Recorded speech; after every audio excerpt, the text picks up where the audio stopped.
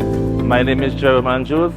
I am a part-time year 2 student of the THTI. Taking up from today's session, engaging or going out into the world of work.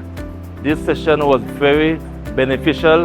It gives you an advantage, it gives you an edge, and I hope that in the near future or the distant future that this will be continuous.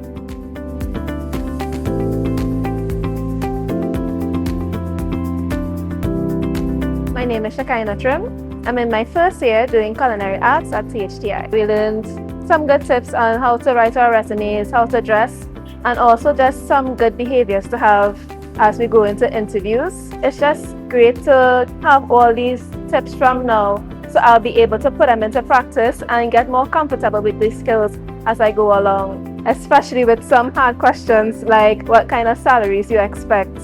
Mainly not stating an amount, but questioning what the company themselves are looking for that position, so you won't undervalue yourself and also overvalue yourself.